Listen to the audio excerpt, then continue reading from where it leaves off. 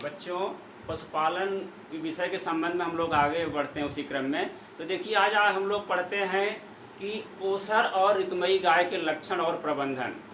जैसा जानते हैं कि आप सभी जितने भी जीव होते हैं सभी अवस्थाओं में एक नाम दिया जाता है। जैसे इंसान में भी देखिए, पहले शिशु होता है और नवजात शिशु होता है। जैसे 28 दिन के बच्चे को हम लोग नवजात शिशु के नाम जानते हैं। उसके बाद शिशु होता है, फिर बाल्यावस्था होती है, फिर किशोरावस्था होती है, प्रौढ़ावस्था होती है।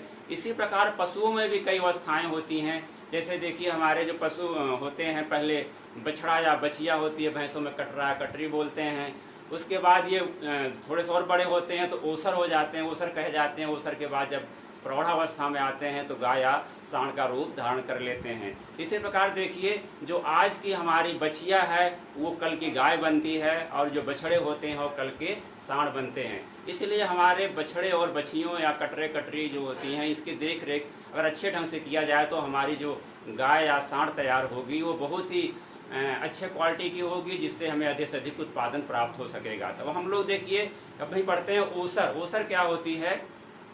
यानी 1 वर्ष की अवस्था से और ब्याने की अवस्था के मध्य जो समय होता है उसी को हम लोग ओसर या हीफर के नाम से जानते हैं।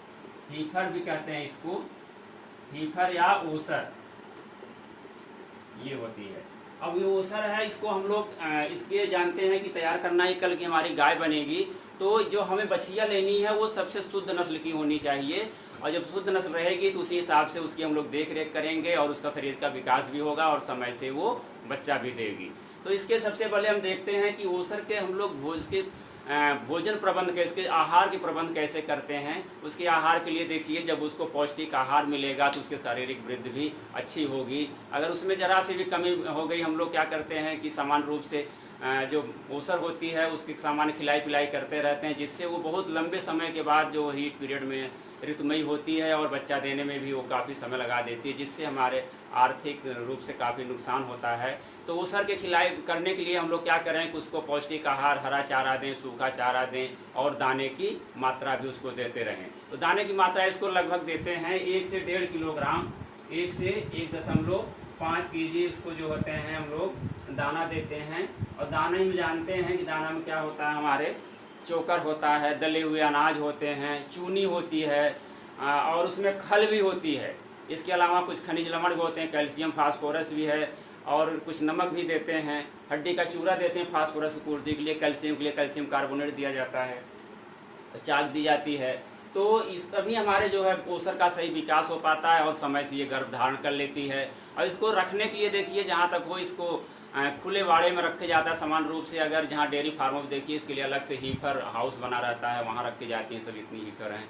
और उनके लिए खुला मैदान हो, और जो चरने के लिए चरागाह में डेली भेजना चाहिए इनको, और रहने के लिए खुला वातावरण, वेल वेंटिलेटेड आवास होनी चाहिए, और इनको पीने के लिए स्वच्छ पानी होना चाहिए। ये सब चीज़ों का हम ध्यान रखेंगे। जो हमारे जो ओसर होती है, ये मुख्य रूप से देखिए जो हमारी संकर नस्ल की गायें हैं, वो जब लगभग जो होती हैं, अगर अच्छी सी खिलाई पिलाई उनके पोषण का ध्यान रखा जाए तो वो जो होती हैं करीब 30 माह में बच्चा देती हैं।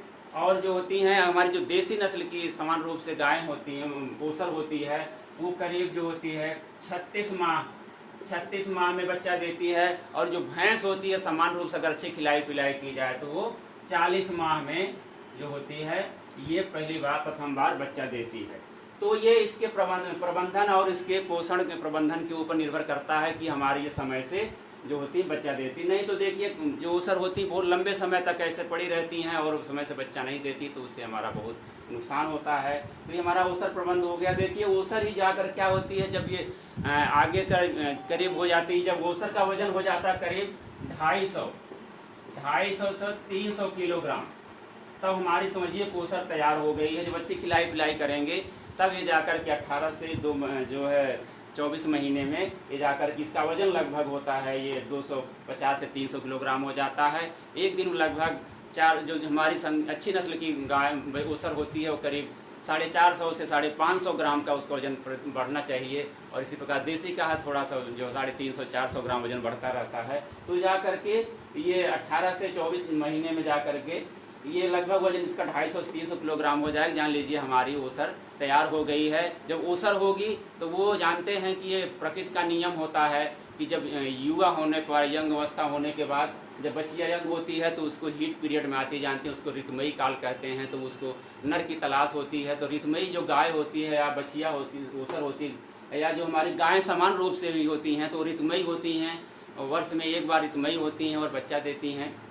तो ऋतुमयी गाय के लक्षण क्या होते हैं उसके बारे में हम लोग जान लेते हैं। ऋतुमयी गाय जो होती है, देखिए उसके लक्षण हमारे मुख्य रूप से होते हैं कि देखने से या समान रूप से पहचान लेता है किसान, या डेयरी फार्मों पर होते हैं। तमाम विधियाँ भी हैं जिससे क्लियर हो जाता है। कुछ गायें ऐसी भी होती हैं जो कि लक्षण नहीं प्रकट करती, उनके लिए समस्याएं आती है, उसकी पर हम लोग चर्चा करते हैं।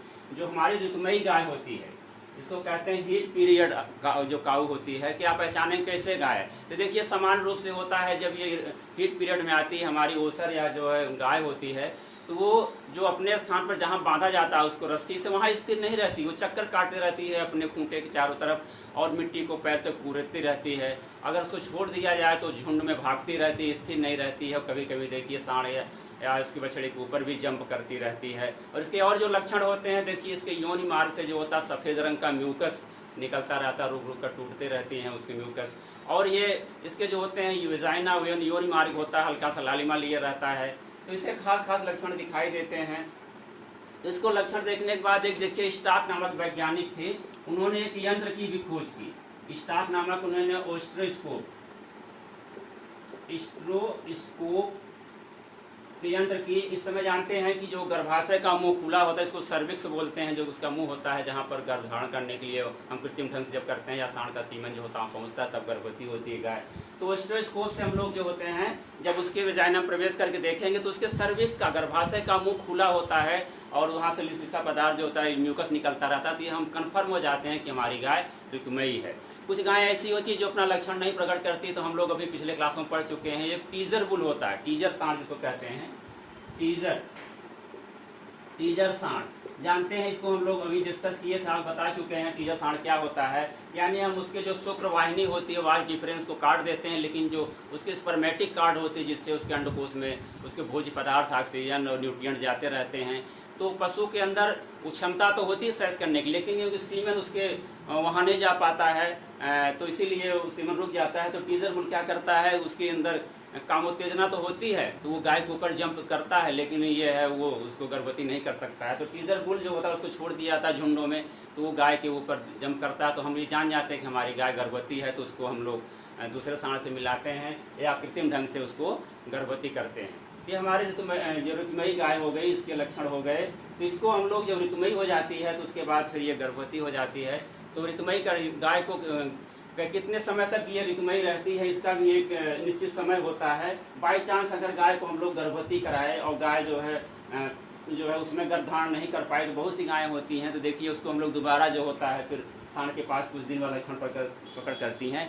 इसको हम लोग देखिए जैसे हमारी गाय होती है, ये गाय है हमारी है, गाय का जो होता है ऋतुकाल जो होता है, ऋतुकाल जो होता है इसका लगभग होता है ये 12 से 24 घंटे, इतनी देर तक गर्म रहती है हमारी गाय। और जो भैंस होती है, ये भैंस का ऋतुकाल जो होता है ये 18 से 36 घंटे होता है, 18 से 36 घंटे। और जो भेड़ का होता है, देखिए भेड़ का हमारा है ये भी 18 से 36 घंटे होता है, 18 से 36 घंटे। और जो बकरी होती है वो ज़्यादा देर तक हीट रहती है। बकरी जो होती है, गोट होती है, वो 48 से 72 घंटे तक हीट पीरियड में रहती है, जो है गर्म में रहती है। इसी बीच हमको सांड से इसको मिलाना चाहिए जिससे वो गर्भधारण कर सके। लेकिन जो सबसे बढ़िया तरीका होता है कि हमारी अगर गाय या भैंस या भेड़ बकरी कोई ऋतुमयी हुई है तो उसको हम किस अवस्था पर सांड से मिलाएं या कृत्रिम गर्भाधान करें जिससे वो पूर्ण रूप से गर्भवती हो जाए, जिससे उसका गर्भ मिस न हो। तो उस पर क्या करते हैं कि जब हमारा इसे गाय है, इस 12 से 24 घंटे उसका हीट पीरियड है, इतनी देर तक गर्म रहेगी, तो उसको हम क्या करें, यानी जो ऋतुमयी घंटे होते हैं इस पर मध्य से आखिरी समय में, जैसे 12 से 24 घंटे हैं तो उसको 12 घंटे बाद, यानी हम 20 से 21 घंटे में यानी 18 से 20 घंटे के बाद उसको हम लोग अगर गर्भवती कराते हैं तो गर्भ रुकने की संभावना 99% जो है बढ़ जाती है। अगर हम शुरू में गर्भधारण करवा देंगे तो वो गर्भवती नहीं होती है। ऐसे भैंस का भी है कि उसके मध्य से अंतिम समय में गर्भधारण कराना सबसे उत्तम समय माना जाता है। अगर बाई चांस हमारी गाय गर्भवती नहीं हुई तो ये होता है एक सिस्टम, होस्टर साइकिल चलती है, पशुओं में भी है जैसे इंसानों में भी होती है, लेकिन पशुओं में जो होता है होस्टर साइकिल होती है। तो इसके देखिए अगर ये गर्भवती नहीं हुई तो पुनः गर्मी माना, इसको पुनः कितने दिन है, पुनः जो है गर्म होना, पुनः ऋतुमयी होना इसको कह सकते हैं हम लोग। पूरा पुनः ऋतुमयी कब होगी ये, जैसे गाय देखिए हमारी पुनः ऋतुमयी कब होगी, ये गाय होती है 21 दिन में, 21 दिन बाद पुनः गर्मी, अगर गर्भधारण नहीं किया उसने तो 21 दिन बाद फिर वही ऋतुमयी वाले जो लक्षण होते हैं वही दिखाई देते हैं। भैंस का है ये 19 से 23 दिन बाद होता है, और भेड़ और बकरी का जो होता है, इसका भेड़ का होता है ये होता है 17 से 18 दिन में पुनः गर्मी आती है, और जो बकरी होती है ये 18 से 19 दिन में, 18 से 19 दिन में बकरी जो होता है ये पुनः गर्मी में आती है। उस समय इसको पुनः हमको जो होते हैं नर से जो होते हैं उसे मिलाना चाहिए जिससे ये गर्भवती हो सके। अगर गर्भवती हो गई है तो उसके लिए हम लोग क्या करेंगे, तो देखें पहले 2-3 दिन उसको हल्का भोजन और हल्का चारा देते हैं, जिससे उसका गर्भधारण जो धारण करने में आसानी होती है और श्योर हो जाता है कि हमारी गाय गर्भवती हो गई। तो आज हम लोग ओसर ऋतुमयी गाय के लक्षण और प्रबंधन के बारे में पढ़ लिए हैं। अगले क्लास में फिर हम लोग इसको कंटिन्यू करेंगे और क्लास को यहीं समाप्त करते हैं। धन्यवाद।